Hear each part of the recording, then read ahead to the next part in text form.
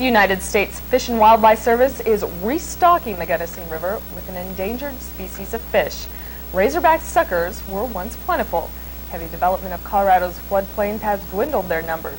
KREX News West Andrew Cramer tells us about the Wildlife Service's new recovery program.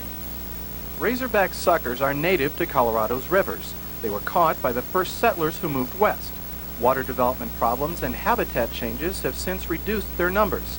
Local wildlife officials say the young fish they have pulled from their growing pond are the first step in species recovery.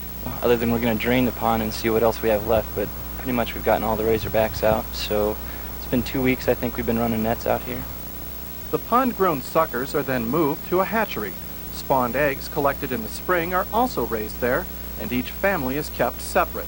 Each razorback is electronically tagged, giving officials an easy way to keep track of all the fish. So we know the pit tag number, and then we know the parental lot that particular fish came from, so that when we move them out of these tanks, we either put them into ponds to grow or into larger tanks and mix the lots. That prevents fish inbreeding and allows the Wildlife Service to track which family of fish breed better.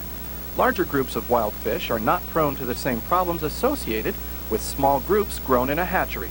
And for example, for some reason one lot was more successful, it did better in the hatchery, or for whatever reason we just ended up with more fish. We just don't want to swamp the system out there with large numbers of a limited gene source. The recovery program is valuable to Colorado's ecosystem because once a species is gone, it's gone for good. In Grand Junction, this is Andy Cramer, KREX News West. Wildlife officials also say their program resolves the economic conflicts from the 1980s, endangered species versus land development. While they don't have enough fish to restock the Colorado River as well, officials are developing a root population of razorbacks to do just that down the road.